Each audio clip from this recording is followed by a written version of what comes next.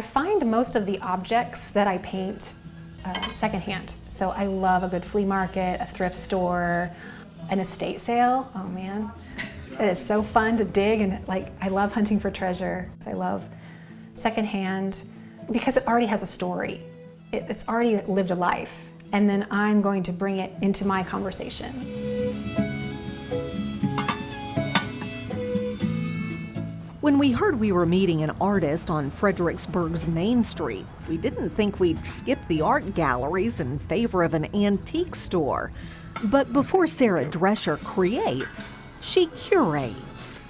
I love looking for just inspiration. Sometimes if I get stuck or, I'm just like a magpie. Just like it's shiny, I'm like, ooh, pretty. You just never know what you're going to find. Weird stuff, so. Weird stuff. Yeah, why? I don't know. Well, I saw that dog head in there. I'm like, that's weird. A dog head? Yes, it's weird. This place has to be a treasure trove It for is. It is. You just never know. you. Are you looking at the light and the way? Is that what you're? Yeah. The different ways that it changes what you see through it, and it's like beautiful greens out here, but then this isn't. You don't get so much green in the middle. It's kind of interesting. And this one has a little story behind it. Somebody chipped it. Sara finds inspiration in the objects people have left behind, and then she elevates them from antiques to art with her finely detailed watercolor paintings. Still life is a way to present ordinary things in an extraordinary way. And then I like to present them like they're asking for a conversation. So I think these objects that I'm choosing have depth of meaning. They can mean different things. They could be different things. I don't just paint something that I find visually appealing. I want it to have symbolism. You might not think plastic water bottles and vintage casserole dishes deserve this much attention, but that's exactly why Sara paints them. She uses everyday items to address issues society faces every day, especially issues faced by women.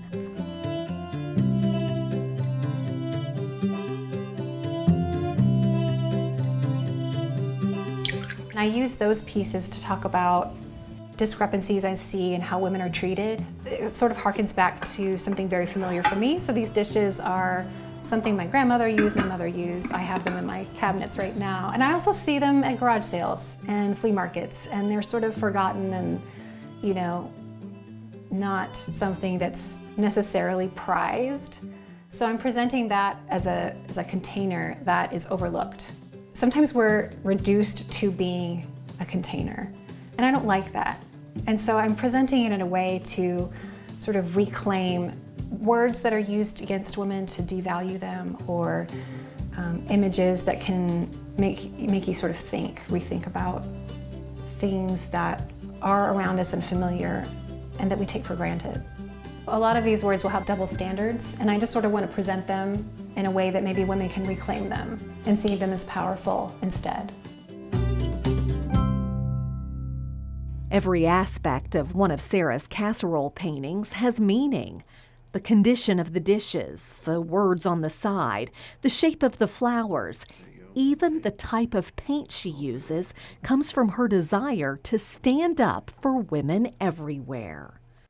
Watercolor's also disparaged a bit in the art community, in high art communities. I literally had an art professor tell me, "Why are you using watercolor? It's what old ladies paint on Sunday afternoons." Ooh.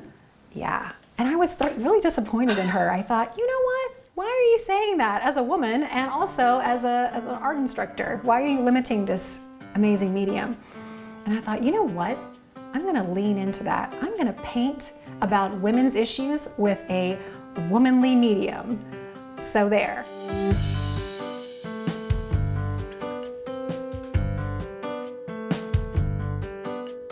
I love watercolor. I love the luminosity of it. I love the way light comes through the paper. I love the challenge of it. I almost feel like it's my old friend, that we've been through so much together. All Sara Drescher has ever wanted to be is an artist. She started on this journey when she was a kid and has spent decades studying, painting, and evolving. It's equipped her to add her voice to society's conversation about equality. And all she ever hopes for her next painting is that it will be the last one. I would love to not have to paint this series anymore. That's sort of my end game, right? Is if this series becomes obsolete.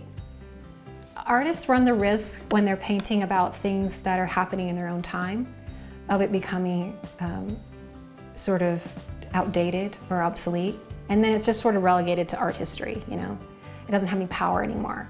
Oh my gosh, I would love for that to happen for this series. I would love for it to be passé and outdated. That would be amazing.